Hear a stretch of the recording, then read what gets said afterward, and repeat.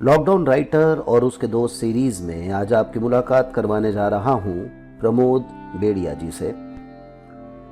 प्रमोद जी अलग आदमी हैं।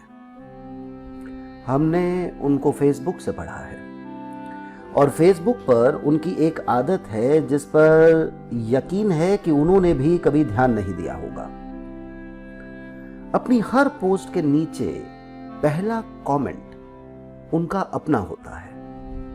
ज्यादातर उनकी कविता का जो सेंट्रल थीम है वो एक या ज्यादा से ज्यादा 2 शब्दों में वो कमेंट बॉक्स में डालते हैं। उनकी किताब जीवन से उधार के कवर पेज पर उन्होंने अपना परिचय देते हुए लिखा है, 1977 में संवेद का प्रकाशन।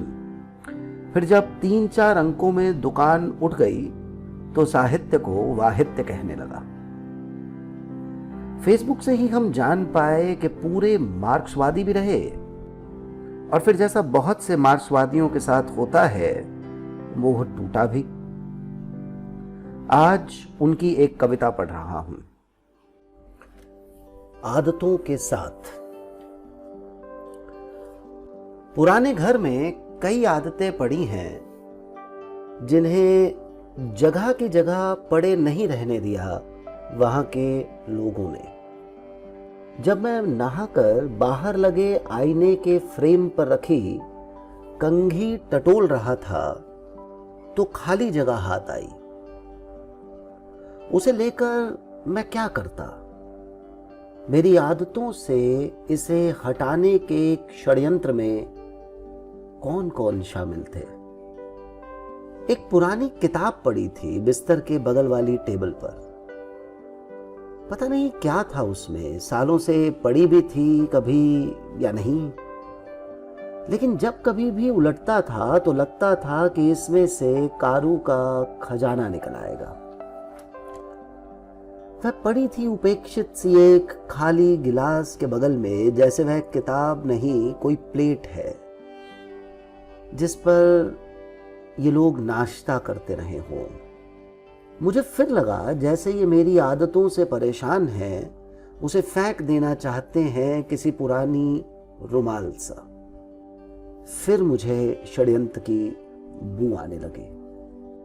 अब देखिए ना, उसी किताब के आसपास एक तिनका था जो इमरजेंसी एम्बुलेंस की तरह था कि दांत में कुछ फंसा रह जाए, लेकिन वह भी और आदतों की तरह एक नकली घोंसला था जिसमें 2 नकली चिड़िया थी। वे तो लगा जैसे घोंसले के साथ ही उड़ गई हों मेरी आदतों की तरह। जगहों के अनुपात बदल गए थे, जैसे जहां रुकना होता वहां मुड़ जाता था, जहां मुड़ना होता था वहां चल पड़ता, जहां चलना था वहां बैठने लगता। कई बार ठोकर लगते हुए बची, लेकिन घुटनों में दर्द बढ़ गया। लगा और भी कहीं दर्द बढ़ गया था। मृत्यु के पूर्व यह जानना कि मृत्यु के बाद क्या होगा वेदनादायक तो होता ही है।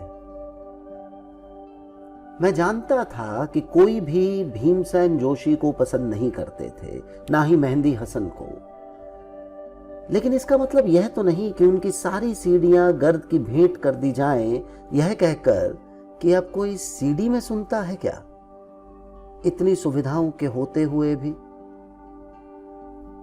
मेरी इच्छा हुई कि सर के बाल नोच लूं, मैं कहीं चला जाऊं, कहीं भी जहां मैं अपनी आदतों के साथ जी सकूं। नमस्कार।